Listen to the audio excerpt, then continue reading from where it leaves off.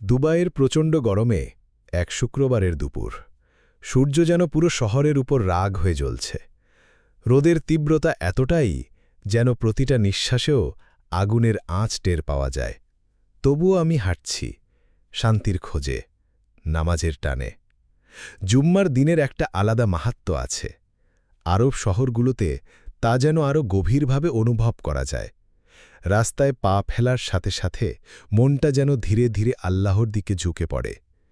চারপাশে রাজকীয় সৌন্দর্য, একটার পর একটা মার্বেল পাথরে মোড়ানো আরবি ভিলা, দেয়ালের গায়ে সূর্যের প্রতিফলন খেলে। ভিলার চারপাশে সযত্নে লাগানো ফুল আর খেজুর গাছগুলো যেন রোদের মধ্যেও ছায়া ছড়ায়।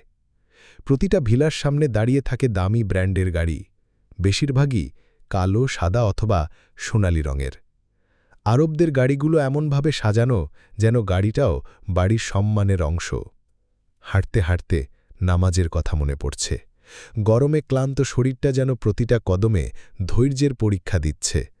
তবুও হৃদয়ের ভিতর থেকে একটা মিষ্টি ডাক আসে, চলো জুম্মার নামাজে। এই হাঁটার মাঝেও এক ধরনের তৃপ্তি আছে, যেটা গাড়িতে করে গেলে কখনো অনুভব করা যায় না। খেজুর গাছের ছায়ায় কিছুক্ষণ দাঁড়াই। বাতাস প্রায় নেই, কিন্তু গাছের নিচে দাঁড়িয়ে একটু চোখ বন্ধ করলে মনে হয় এই শহরের ব্যস্ততা, গরম, ঝলমলে বিলাসিতা সব পেরিয়ে আল্লাহর নৈকট্য যেন খুব কাছেই।